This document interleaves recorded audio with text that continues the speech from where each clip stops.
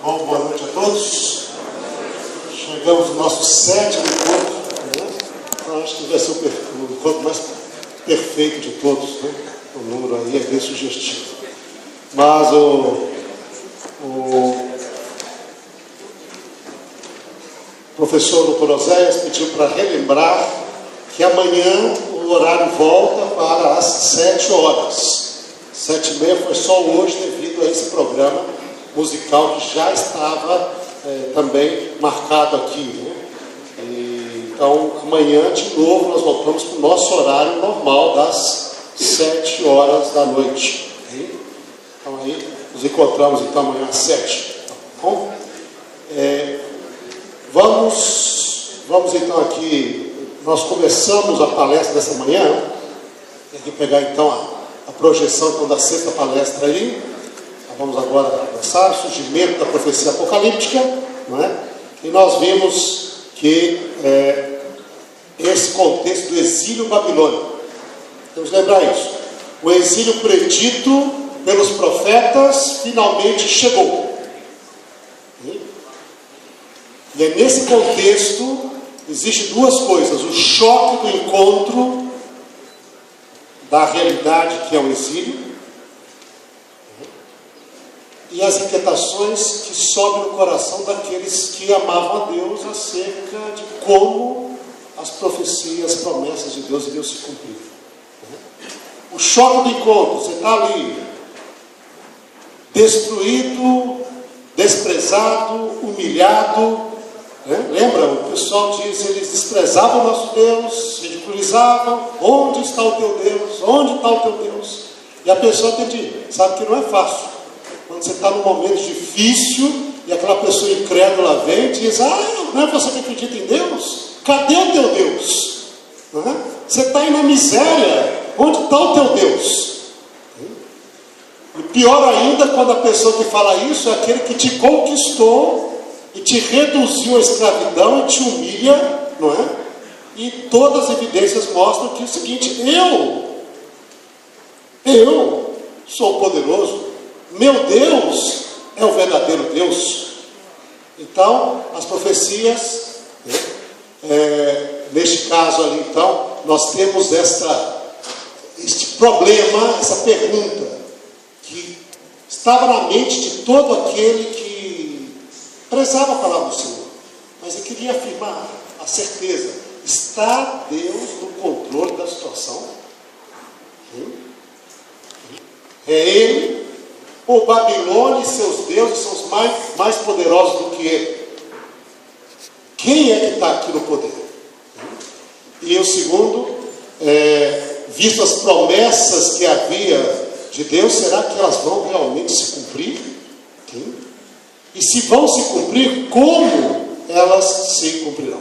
Então essas duas perguntas são duas perguntas básicas que provavelmente, quando você estuda o conteúdo da profecia apocalíptica, estava no coração e na mente das pessoas para quem Deus destinou essa profecia. A mesma coisa vai acontecer no Novo Testamento. No ano 100, quando João está lá, João é o último apóstolo, todo mundo morreu, não é? Jesus não tinha voltado ainda, a igreja está sendo perseguida, João é lançado, tentam matar João, não consegue, manda para uma prisão, não é? A igreja se pergunta no final do 1º século: peraí, está Deus no controle de todas as coisas aqui? Ou Roma e os outros poderes são os que estão triunfando? E as promessas que Jesus fez, as promessas que a Bíblia fez, como elas vão se cumprir? Então o livro de Apocalipse vem mostrando que Deus está no controle de todas as coisas, apesar da situação da igreja estar terrível. Deus está no controle. E como é que as promessas de Deus vão se cumprir?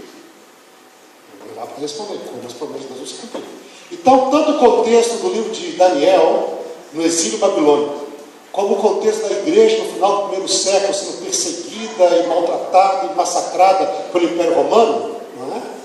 No momento que estava embaixo dos apóstolos, que o último apóstolo vai morrer ainda, e Jesus veio, não veio, não é? Ele lembra que havia aquela crença na igreja de que Jesus viria antes que João morresse. João não morreria até a volta de Jesus. E João já está meio velhinho. E já tentaram matar. Não conseguiram matar. É porque Jesus vai vir. Ele não vai morrer antes de Jesus voltar. Né? E aí as coisas aparecem para responder. Calma, Deus está no controle.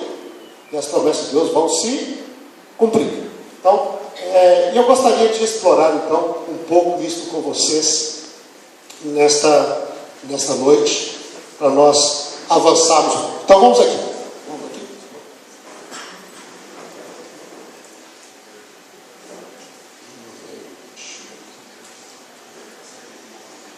Okay.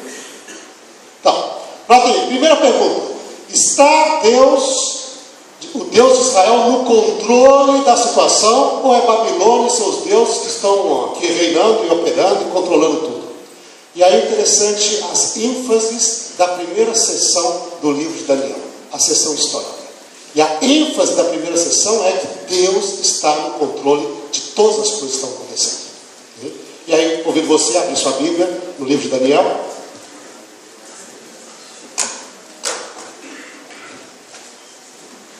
E vemos então hoje à noite algumas passagens. Mas vamos aqui. Então, Daniel capítulo 1. Daniel capítulo 1.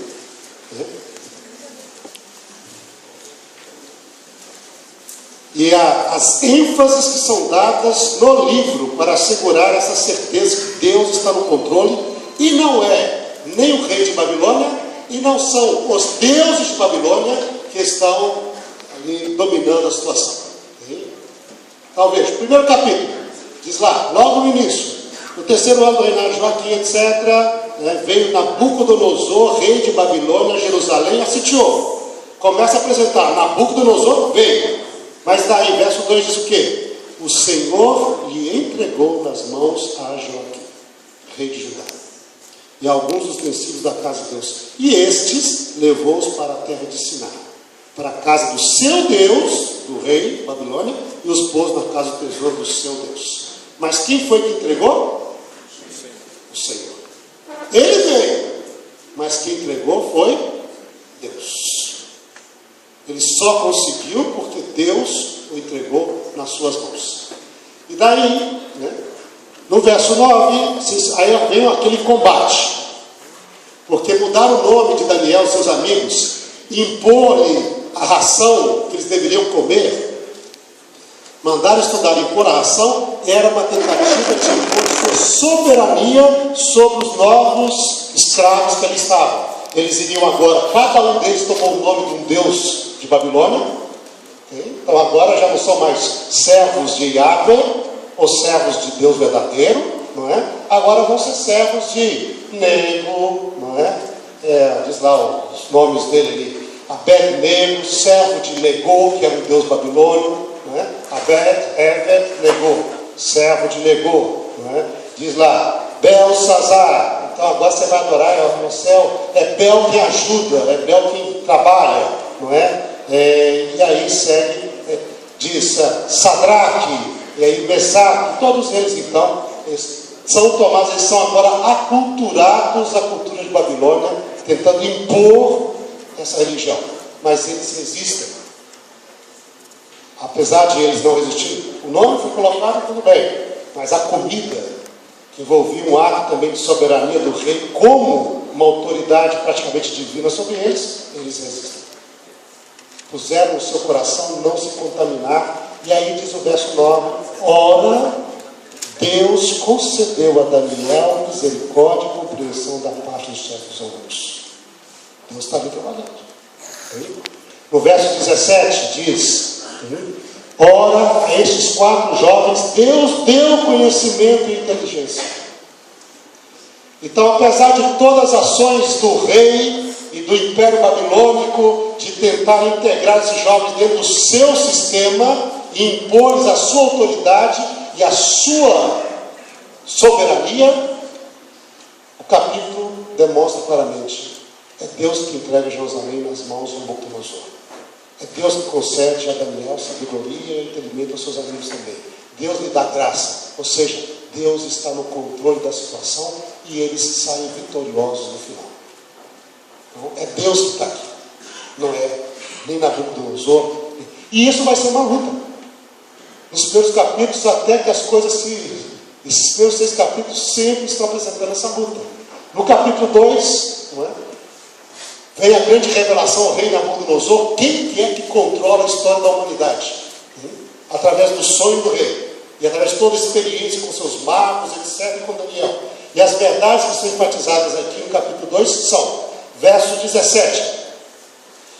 Quando Daniel busca a visão da parte de Deus, o conhecimento da visão e interpretação, então Daniel foi para casa, fez saber o caso aos Ananias, Misael e Azarias, seus companheiros, para que pedissem misericórdia ao Deus do céu sobre esse mistério, a fim de que Daniel e seus companheiros não perecessem com o resto dos sábios de Babilônia. Verso 19, então foi revelado o mistério a Daniel numa visão da noite. E Daniel bendisse o Deus do céu. Disse Daniel, seja bendito o nome do Deus da eternidade, porque dele é a sabedoria e o poder. Ele que muda os tempos e as estações, remove reis e estabelece reis. Ele que dá sabedoria aos sábios e entendimento aos inteligentes. Ele revela o profundo e o escondido, conhece o que está em trevas. É ele, com ele mora a luz. A ti, Deus dos meus pais, eu rendo graças e te louvo, porque me deste sabedoria e poder, e agora me fizeste saber o que te pedimos, porque nos fizeste saber este caso ao rei, e ele vai lá, deu alto, pede, não mate, vamos lá, sabe?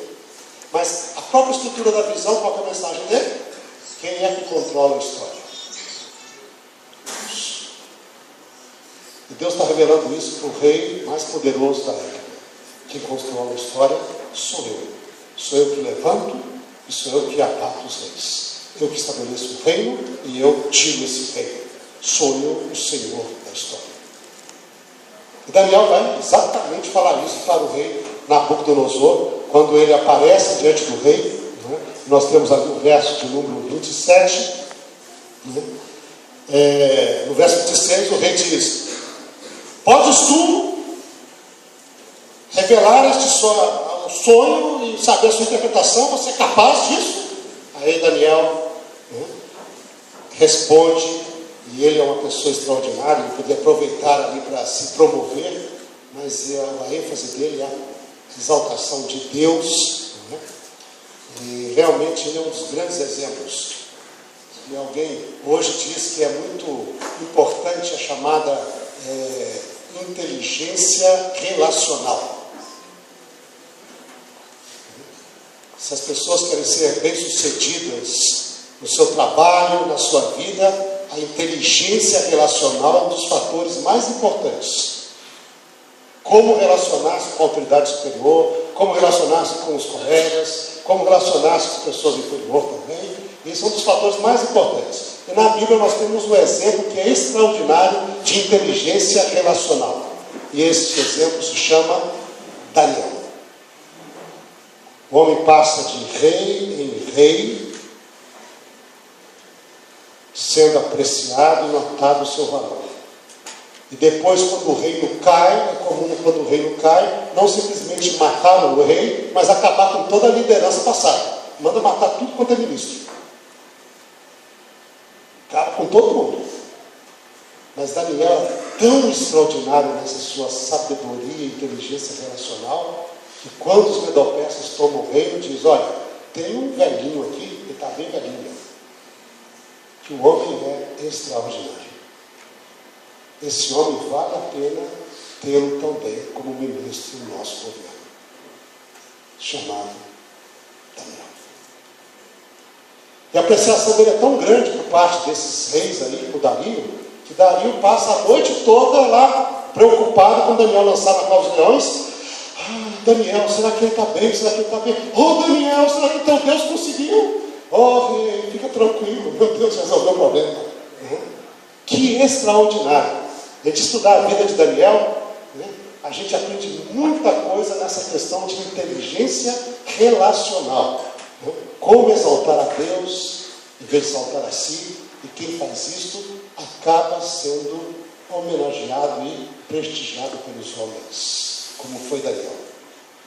Ele diz, respondeu Daniel na presença do rei, disse, verso 27, o mistério que o rei exige Nem cantadores, nem magos, nem astrólogos o podem revelar ao rei. Mas há um Deus no céu, o qual revela mistérios, pois fez saber ao rei Nabucodonosor o que há de ser nos últimos dias. Os teus sonhos e visões na cabeça, quando estavas, são estas. Estando tu, ó rei, etc., surgiram isso, etc., vem. Então, o que há de ser, o que vem depois, aquele que revela mistérios, te revelou o que há de ser. Verso 30, e a mim me foi revelado este mistério, não porque haja em mim mais sabedoria do que todos os outros viventes. Não sou eu que sou especial, mas o Senhor é especial para Deus. E o Deus é o Deus verdadeiro. Você estava preocupado e Deus te atendeu. Mas para que o rei soubesse, entendesse as cogitações da sua mente. O Senhor é muito especial para Deus, e o Deus é o único Deus. Olha aí, eu estou aqui para isso. E ele termina depois dizendo, no final, esse Deus, o Deus dos céus, levantará um reino que jamais passará, e não entregará nenhum outro. E é o reino dele. No final é ele que é o dono da história, e esse que é o dono da história se preocupa com o Senhor também. Foi ele que entregou nas mãos todos os reinos, todos os povos, etc. Esse Deus tem muito carinho para o Senhor, sabia disso? E Daniel, e o rei então coloca assim, uau, louvado seja esse Deus. E Daniel é realmente um homem fora de série, não é? E nós vemos aí a reação positiva, e isso vai passar através de todo o livro. No capítulo 3, o rei Nabucodonosor, depois de ter esse momento inspirado, lhe dá uma queda violenta, não é? Ele quer mostrar que é ele que controla a história, não é Deus, não é?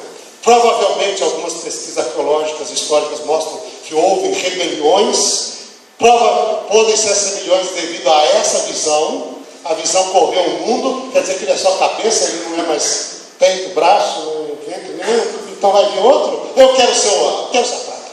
Um monte de gente querendo ser o prata, não é? E começaram a rebelar, né? E aparecem relatos de rebelião que ocorreram nesse período. Aí ele convoca todo mundo, faz uma estátua só de ouro, falando, nada de prata, nada de bronze, nada de ferro, nada de barro, eu vou ser do início ao fim. Sou eu que estabeleço a história, não é Deus. E vocês têm que aceitar isso. E aí nós conhecemos a história no final dizendo, olha, né? Quem é o Deus de vocês para livrar vocês da minha mão? Quem é o Deus que pode livrar da minha mão? Ninguém pode, eu mando. E os reis falaram, olha, meu rei, isso aí nós não precisamos nem responder para o senhor. Nem responder. Se Deus quiser nos livrar, o senhor não tem nem poder nenhum para poder impedir isso. Mas se ele não quiser nos livrar, e nós precisamos morrer queimados, nem por isso nós adoraremos a tua estátua. Fique sabendo, rei, ponto final. Aí, lança lá dentro, ele fica furioso, esquenta esse forno aí, eu vou mostrar o meu poder. Né? E aí nós conhecemos o final da história, e como Deus foi exaltado no final da história, diante dos governantes de todos os reis que pertenciam ao Império Babilônico. É curioso isso, né? Porque aquilo que Ezequias não fez com os emissários babilônios quando foram a Jerusalém, para exaltar a Deus que destruiu o, império, o exército assírio, para exaltar a Deus que o curou de uma enfermidade terrível, não é?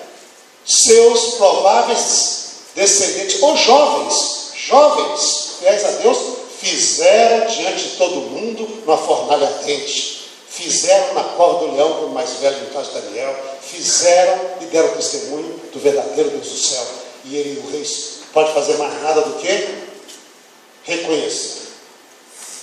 Não existe Deus, e pode livrar com isso.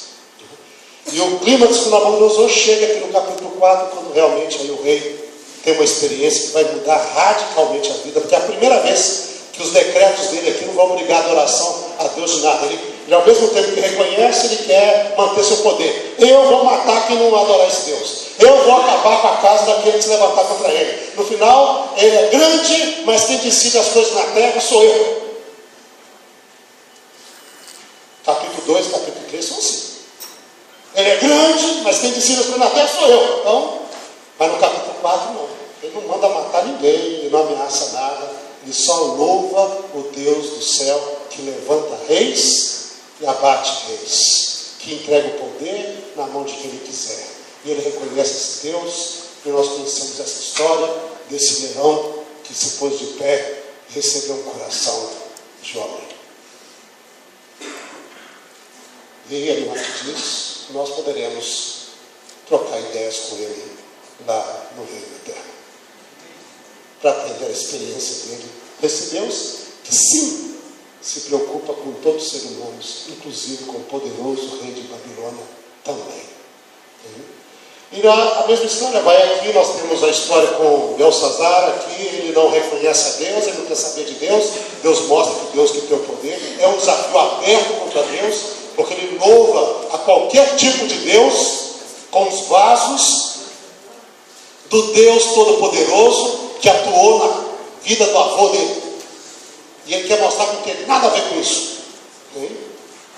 E aí aparece a mão lá, até que eu não faço, amigo, você não manda nada. Deus do céu está aqui, te pesou, achou de falta, dividiu. Hoje mesmo, acabou. Porque é ele que controla. A relação com os reis de Medo-Persa foram mais calmas, menos tumultuadas, né? Mas aí também de novo a tentativa, seja a oração só para Dario, né? Colocar o homem no lugar de Deus. E através da experiência da cova dos leões, Dario percebeu que caiu numa cilada, mas ele reconheceu que o Deus de Daniel realmente é um Deus extraordinário, né? Fora é o verdadeiro Deus. Não sabemos o quão profundo foi essa experiência, não temos, mas pelo menos o ponto que bate todos esses capítulos é: Deus sim está no controle da história. O fato do povo estar no exílio não é porque Deus deixou de agir na história. Antes, pelo contrário, é porque Deus atuou diretamente na história. Isso é difícil da pessoa entender. Como é que eu posso estar no exílio, sofrendo, como escravo, humilhado, e ser isso a ação de Deus? Mas diz, até isto é a ação de Deus. Portanto, diz lá o livro das Lamentações, bota o teu rosto no pó. Espera no Senhor. Porque isso não dura para sempre. Que as suas misericórdias se renovam a cada manhã. Tenha esperança nele. Espera nele. Recebe a sua repreensão. Não te rebeles contra ela. Aceita, aprende e cresça com essa experiência, porque Deus controla todos os aspectos da vida daquele que entrega a sua vida às mãos dele. Controla tudo. Não se preocupe com isso. Entregue no caminho ao Senhor, confia nele, mas ele fala, essa mensagem é reafirmada nos primeiros 6 capítulos. Depois disso, então, vem a outra parte, que é a parte mais difícil, não é? Porque essa parte é enfatizada e ela é vivenciada. Ela é difícil existencialmente, mas ela foi uma realidade na vida. E Daniel, nos primeiros 6 capítulos, Daniel entendeu tudo. Ele entendeu a visão, Deus revelou para ele, ele claramente interpretou, ele entendeu o sonho do Nabucodonosor, no capítulo 4, e interpretou claramente. Ele entendeu a escrita na parede e sem problema nenhum, ok? Essa é uma verdade clara. Deus controla a história. Deus tem o poder de todas as coisas. Não há dificuldade de entender isso. Okay? Mas quando começa o capítulo 7, ele praticamente não entende mais nada. A resposta é: não entendi. Não entendi. O anjo aparece e diz: entenda, Daniel. Ah, tá bom. Chega no finalzinho do capítulo 12 e diz: olha, não entendi. E o anjo diz: fica tranquilo, Daniel, não é para você mesmo, não. Isso, o livro vai ficar selado, mas no final dos tempos, quando Deus estabeleceu, muitos entenderão. Você não entenderá, mas muitos entenderão. Okay? Mas você está tranquilo, porque você vai descansar e no final você vai levantar, vai receber a tua herança, etc. E Daniel escreveu esse livro, e de quanto que ele entendeu do capítulo 7 ao capítulo 12, a resposta dele é: não entendi muita coisa não.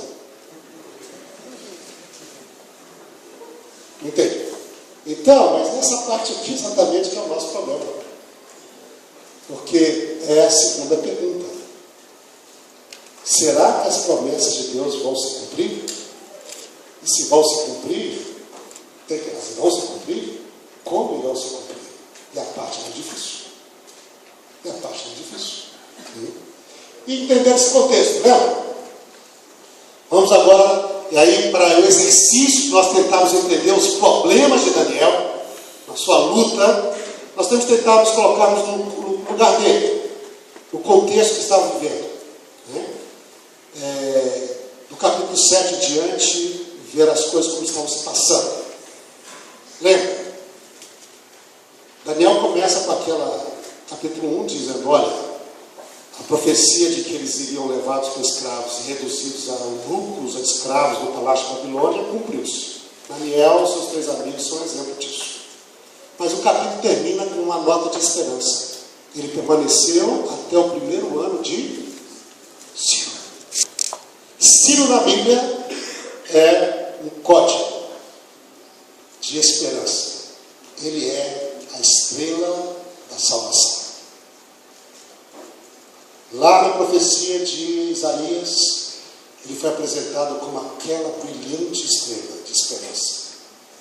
Isaías capítulo 49, 21, 44.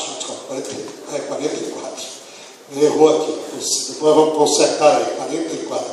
Vê que 49 a 45 tá bom, hein?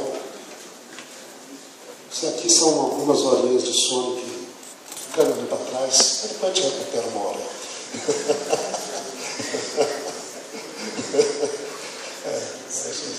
Uma piadinha, nós estamos rindo aqui, nós tivemos uma piada sobre o problema da memória, né?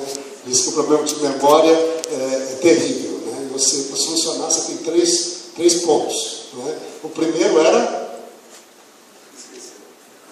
O que é o primeiro? O primeiro é... Eu estou pior do que a história, tá vendo? Na história, eu devia esquecer o segundo, já esqueci o primeiro. Tá feio o negócio. Bom, mas há uma esperança. Há uma esperança. Bom, Isaías 44, vamos lá, Isaías 44. Isaías, capítulo 44.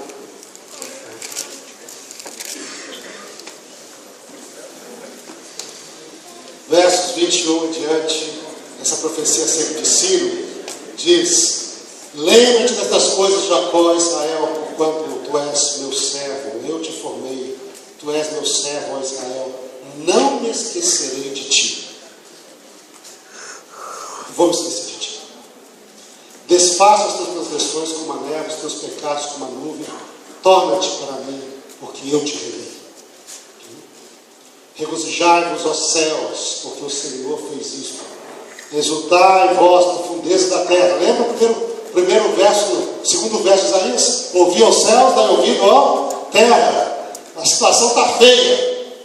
Agora, olhando para a expectativa de Deus, sua disposição, ele diz: regozijai-vos, ó céu. Alegre-se aí, exultai, ó profundezas da terra. Retumbai com júbilo, vós montes, vós bosques, todas as árvores, porque o Senhor remiu a Jacó e se glorificou em Israel. Assim diz o Senhor que te redime, o mesmo que te formou desde o ventre materno. Eu sou Yahweh, que faço todas as coisas, que sozinho estendi os céus, sozinho extraí a terra, que desfaço os sinais dos profetizadores de mentiras, enlouqueço os adivinhos, faço tornar atrás os sábios, cujo saber converto em loucuras, que confirma a palavra do meu servo. Lembra essas palavras? Lembra lá em Deuteronômio 18? Não ouçam adivinhos, nem necromantes, nem esse pessoal mágico, nem nada. Ouço o meu profeta. Eu desfaço todos esses outros, confirmo a palavra do meu profeta. Ele é o meu servo. É o que eu falei através dele, é o que vai se cumprir. Entendeu? Então todo esse contexto sempre aparece nas profecias, né? E que digo de Jerusalém? Será habitada, e das cidades de Judá elas serão edificadas. Quanto às suas ruínas, eu as levantarei. Que digo à profundeza das águas: seca-te, Eu secarei os teus rios. Te digo de Ciro, ele é meu pastor. Cumprirá tudo que me apraz. Te digo também de Jerusalém, será edificada, e do templo será fundado. 45, assim diz o Senhor ao seu ungido, a Ciro, a quem tomo pela mão direita. Eu vou tomá-lo pessoalmente pela mão direita, para abater as nações ante a sua face. Eu vou diante dele, abatendo as nações. Eu vou diante dele, para descingir os lomos dos reis, para abrir diante dele as portas que não se fecharão. Eu irei diante de ti, endireitarei os caminhos tortuosos, quebrarei as portas de bronze, despedarei as trancas de ferro, dar-te-ei os tesouros escondidos e as riquezas encobertas, para que saibas que eu sou Yahweh, o Deus de Israel, que te chama pelo teu nome antes dele nascer. Ele ensina já um século antes dele nascer, um pouco mais de um século. Eu já estou te chamando pelo nome. Você é meu servo. Eu vou te tomar pela mão. Eu vou diante de ti, Ciro. E por que tudo isso? Diz ali: por amor do meu servo Jacó de Israel, meu escolhido. Eu te chamei pelo teu nome e te pus o sobrenome, ainda que não me conheças. Eu sou Yahweh, não há outro. Além de mim, não há Elohim. Eu te cingirei, ainda que não me conheças, para que se saiba, até o nascente do sol e até o poente, que além de mim não há outro. Eu sou Yahweh e não há outro. Revelação do Deus de Israel. Aqui é um verso difícil, diz aqui: eu formo a luz e crio as trevas, faço a paz e crio o mal. Eu sou Yahweh, faço todas essas coisas. Esse é um verso que confunde muita gente, que diz Deus faz o mal, mas lá na Bíblia diz que Deus não é responsável do mal. Mas a palavra mal aqui não está ligada com mal, pecado, moral. O mal aqui é o contrário da palavra que vem antes. Qual a palavra vem antes? Veja os contrários. Eu faço a luz, faço as trevas. Eu faço a paz e crio o mal. São os conflitos das nações que Deus estabelece para cumprir o seu plano. Se ele vai adiante, vai derrubar as nações, vai derrubar isso, etc. Lá em Jeremias capítulo 25 diz: eis que o mal saiu do Senhor, diante do Senhor, para destruir as nações, destruir Jerusalém, destruir todo mundo ali. Não é o mal moral, mas são as atitudes políticas históricas que Deus está no controle, apesar dos homens nem saberem disso, para executar a sua vontade. Então é um contrário de paz aqui. O problema aqui é a guerra. E tem várias passagens, depois que fizeram aí, a gente pode procure isso daí, profetas também, mas pode aqui, olha. Só para aqueles que querem anotar: Jeremias 25, 32, Amós 3:6, Jeremias 18, 7 a 8, 11. Quando eu anunciar o mal sobre a nação, okay? Para destruir, desarraigar, se eles se arrependerem, eu também me arrependerei do mal que tinha dito e não lhes farei. Essa punição de Deus sobre os pecados das nações, usando outras nações para poder trazer juízo dele. Esse é o contexto do mal, que parece que nada a ver com o pecado de Satanás, rebelião, nada disso. Ok? Mas está aí, é esse aí. Pois é, o que tem isso de importante para nós? Bom, 558, Ciro tornou-se rei dos persas. Tá. Jovem ainda, sobe ao trono, consegue estabelecer-se, vence os seus oponentes, ele é o rei dos persas. Entre 553 e 550, ele vence seu avô, Astyages, e se torna rei dos Medos, e une os dois, e se torna um povo só, um só império, o Império Medo-Persa. Qual que é a data? 553, 550. Bom, quando nós vamos a Daniel 1, 7, 1, diz: no primeiro ano de Belsazar, uma visão para ele. E aí começam os problemas de Daniel. Visão para os outros é fácil. O sonho da Nabucodonosor, brincadeira. Segundo sonho da Nabucodonosor, fácil também para entender. Escrita na parede, fácil. O seu primeiro sonho, a sua primeira revelação a ele. Essa é a primeira revelação. 550. Daniel estava aqui com cerca de 70 anos de idade. É a primeira vez que ele tem uma revelação dirigida a ele diretamente. Ele foi sempre intérprete do sonho dos outros. Agora ele recebe o seu primeiro sonho e visões. 550. Os Medo-Persas eram o reino vizinho de Babilônia. Medo-Pérsia tinha participado com Babilônia havia décadas antes para derrubar o reinado, o Império Assírio.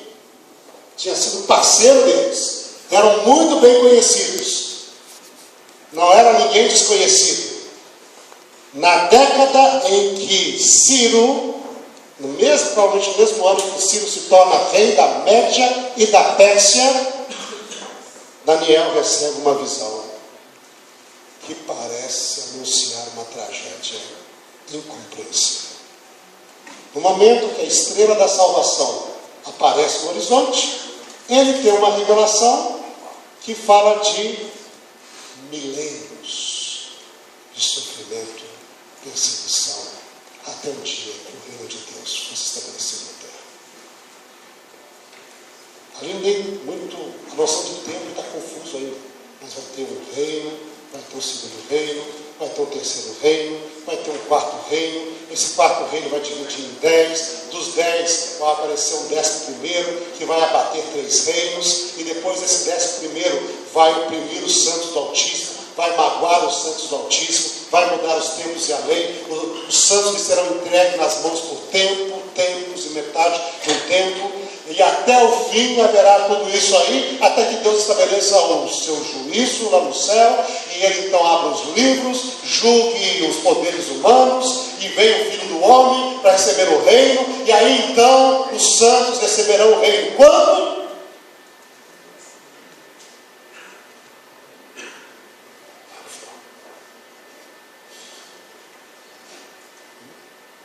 Aí ele diz: fiquei perturbado, muito perturbado.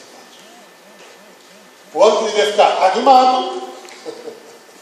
Ciro está ali. Ué, não falou que Ciro ia nos libertar? Revelação de Deus. Aí, 3 anos depois, terceiro ano de Belsazar, 2, 3 anos depois, vem a segunda visão. Olha, Babilônia já está acabando. O próximo reino está vindo. Mas vai de novo confirmar. Vai ser esse reino. Aí depois vai vir um outro reino, que vai dividir em 4. Não é? E depois vai aparecer um chifre voando para o meio do céu. Não é? Que vai fazer para lá, para cá, para o céu, para os santos, para todo mundo. E até quando vai fazer misérias grandes, terríveis, contra Deus, contra os santos, vai blasfemar contra Deus, vai oprimir os santos. E quanto tempo vai durar isso? O santuário entregue e essa assolação toda. Aí clama o anjo, preocupado: quanto tempo? Aí o próprio Jesus, o grande anjo do Senhor, sobre o rio Lai, levanta as mãos para o céu e dá a final até 2.300 tardes e manhãs. E aí as coisas vão começar a mudar. E o anjo que está do lado ali, ele diz, Daniel fica assustado com tudo isso, ele está tentando entender, eu quero entender, não é? Aí diz, esse ser extraordinário que ele vê e que ele cai como morto diante de seus pés, na hora que ele fala, não é? A mesma coisa que acontece com João no Apocalipse, acontece com ele aqui, não é? Esse ser diz, Gabriel, dá para entender aí. O anjo Gabriel senta, né? E fala, olha, vai acontecer isso. O primeiro é Babilônia, o segundo são os gregos. Os Medo-persas, depois vai vir os gregos, depois vai vir um poder terrível, e esse etc e tal. Agora tem uma boa notícia para você: a visão que você viu de 2.300 anos, ela é verdadeira, não tem jeito não, ela vai se cumprir, e é para tempos muito distantes, e fica tranquilo, porque é isso mesmo. E Daniel diz: ah, é? Pá, cai doente de cara. Ciro, nesse momento, já estava entrando primeiras investidas para poder conquistar a Babilônia. Seus exércitos já tinham invadido parte de Babilônia, caminhando em direção à Babilônia. Okay? E ele esperando o momento da salvação, agora diz: não, meu amigo, a visão é certinha mesmo, não tem problema não, está certinho que você está. Mas se não é para lá, é para lá mesmo. Não entendi mais nada. Não estou entendendo mais nada. E aí está o contexto, não é? Surpreendentes revelações de Deus a Daniel. Daniel fica perturbado, enfraquecido, enfermo, espantado, confuso e não entende nada. E o que ele não entende? E aí então, esse é o próximo capítulo. O que não entende é como. Isso vai ser amanhã. Agora já estamos terminando o nosso período, né?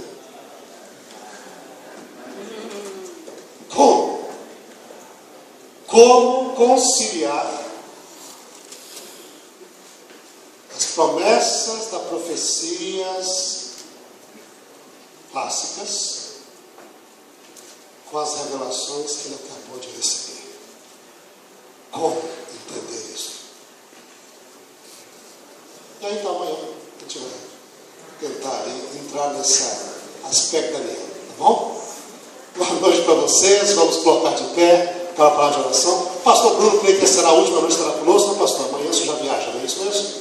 Posso despedir a oração novamente? Vamos aproveitá-lo aqui, já que o nosso